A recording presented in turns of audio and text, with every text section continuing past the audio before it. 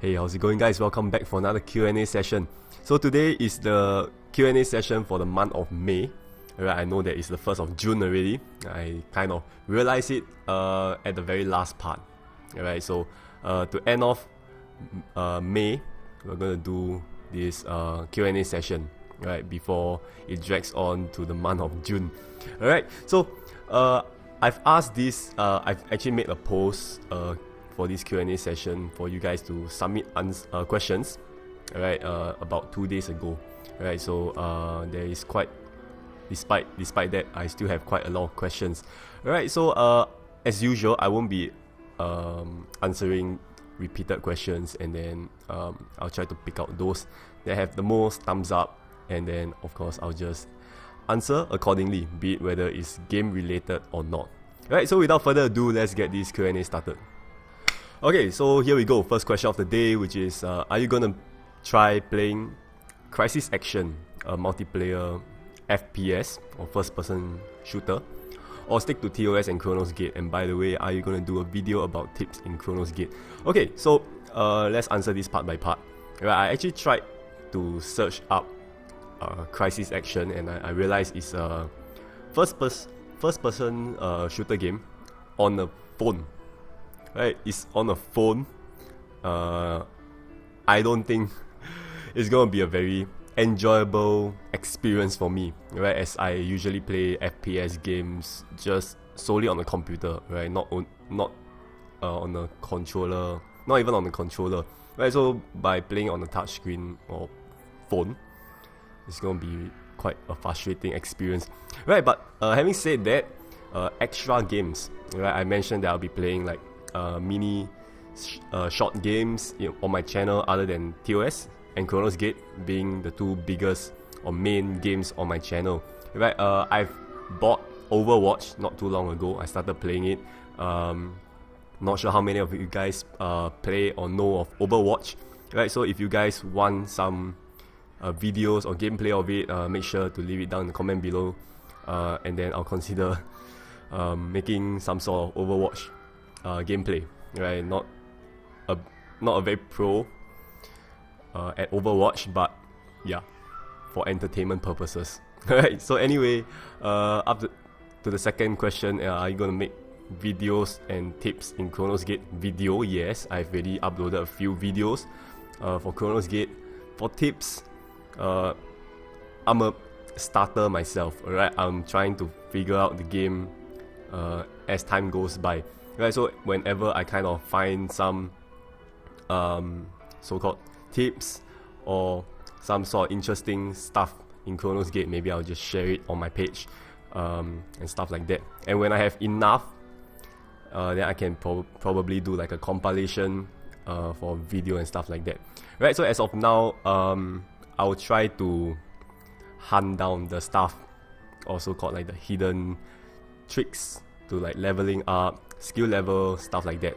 Right, and then after that, when I know more and I've confirmed it, then I'll share it with you guys, right? Because I do not want to be sharing false and fake information about Chronos Gate, which kinds of screws up everybody's game. Alright, so yeah, off to the next question. Alright, so second question is pretty much a more slightly related question to the first one, right? Which is so-called a sub game. Right, so Keith Lee asks, will you play Pokemon Auras, X and Y, Sun and Moon in your channel as a main game?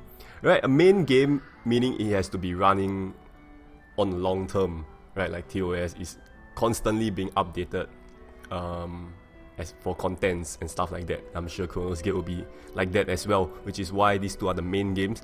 And for Pokemon, there is an end, right? If you want to like end it off at the story mode, like once you finish of everything, then that's about it.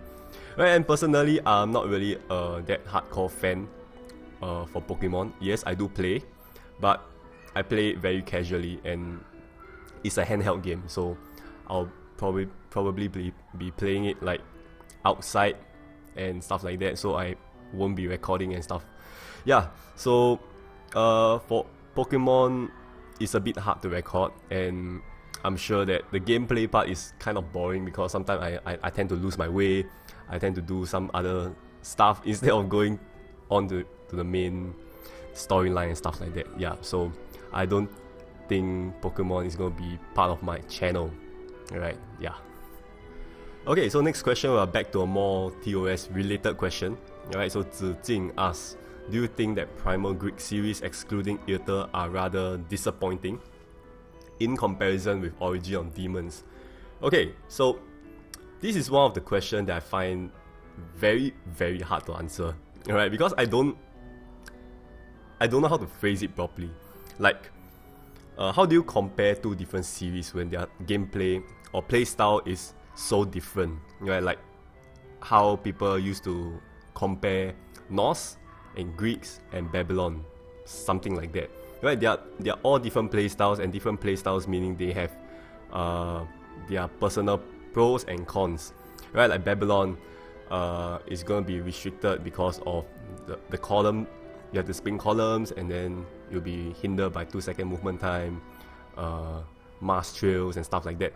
Right, you can see that Origin of Demons, they have their own unique playstyles, and then as you said, Primal Greeks excluding Earther, they themselves have their unique playstyle. Right, so you can see in my Night Seal gameplay, I do use Origin of Demons, I do use Primal Greeks. Alright, so they're both as playable, but I guess what you mean by disappointing is the amount of burst, I guess. Right, because every time a new series come out, people are looking for that big digit. Right, how much burst can this team do? Right, and stuff like that. And I think with the addition of Earther in Primal Greeks, because as you guys probably know, Earther is on a tier on its own, right, followed by the 4 Primal Greeks, and that's maybe one of the reasons that make the other 4 Primal Greeks a bit less noticeable, kind of thing, right? Because Earther is very powerful once you have the team members, right? It's a very hard team to form, but then the payout is there once if you have like the available cards or the optimal card to use. Alright, so yeah, Primal Greeks isn't disappointing, but it is one of a more unique playstyle, right? Because after all, this TOS is a match 3 game. How many different kind of playstyle can you get? Right? It's very hard to find a new playstyle, to be honest, right? And then I think that with Primal Greeks, it's actually a very interesting gameplay, right? It's one of the more unique gameplay. I mean, it's not really like Dipankara Yang Jian team, and then in which they try not to bring back the old playstyles, right? I think they really do a very good job for Primal Greeks, to be honest. Right, so yeah, don't compare series with series, because as I mentioned that they do have their own pros and cons. Alright, yeah. With that, let's move on to the next question. Okay, speaking about pros and cons, here comes another question. Alright, so what do you think about some teams being easier to play than the others? Example, Dragon Team, Ursula Barbara, Dipankara Yang Jian. Alright, I know some players consider these teams are no-brainer and refuse to play them. What do you think?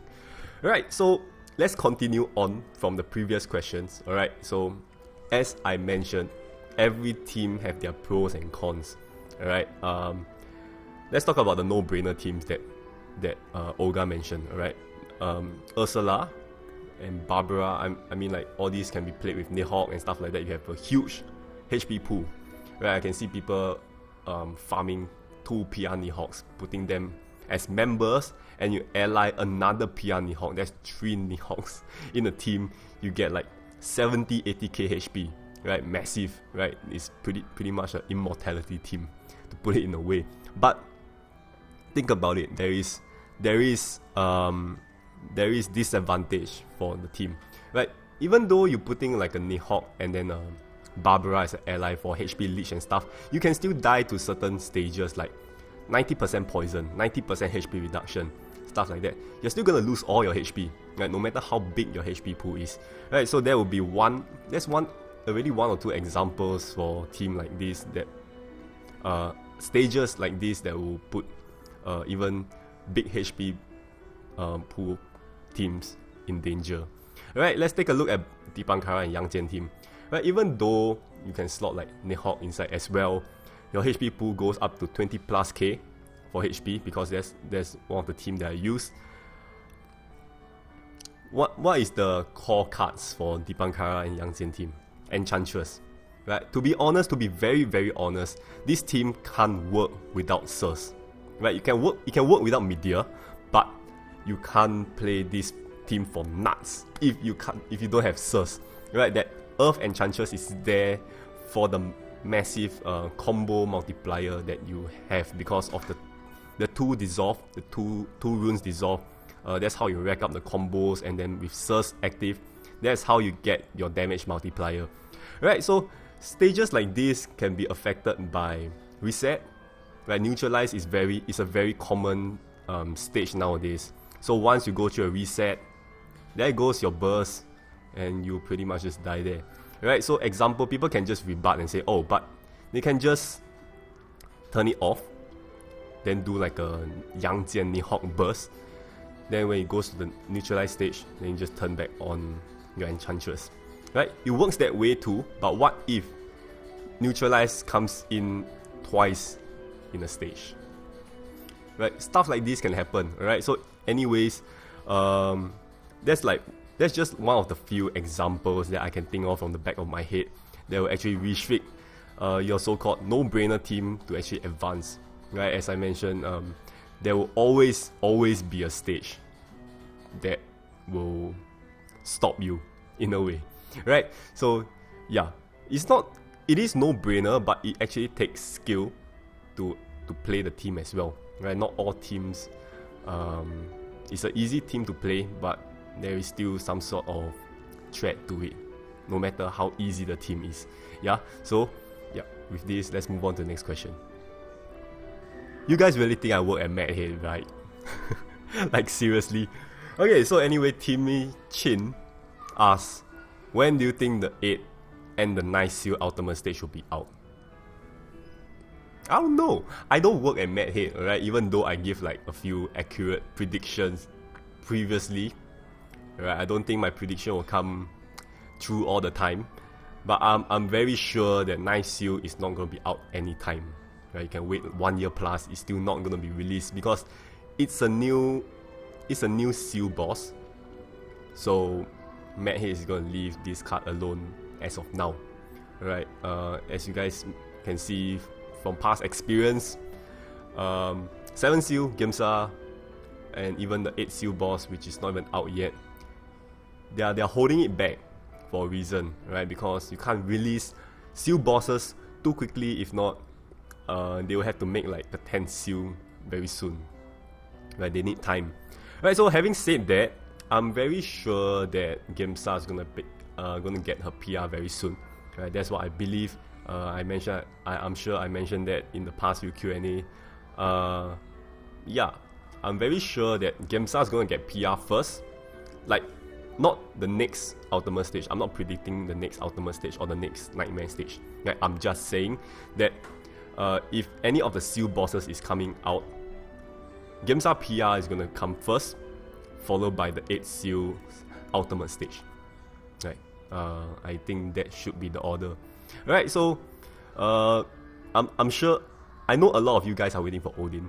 Yeah, I'm actually quite surprised that Madhead didn't release Odin because of the Norse buff to ×4. Everybody wants Odin, but Odin's not out yet. We'll see how it goes. Right? Maybe Odin's gonna be back in a few weeks' time. Who knows?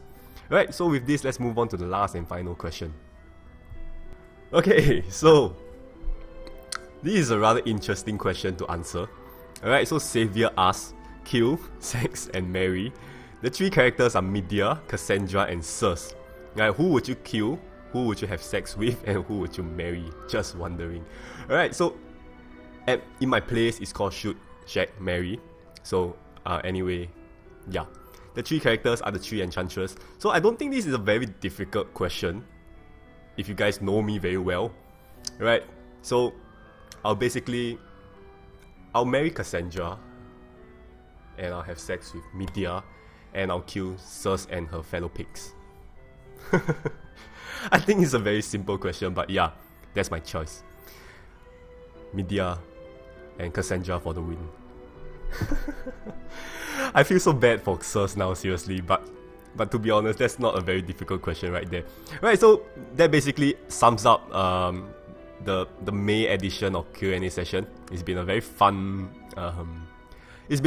series throughout, right? Having you guys send in questions and then for me to answer it, be it TOS related questions or your worries, or basically just like a question for entertainment, just like that one. Alright, so with this, I'm gonna end this video here. Hopefully you guys enjoy the May series of Q&A session. I'll pretty much post the June one in mid-June because I don't want it to be a very last minute thing again.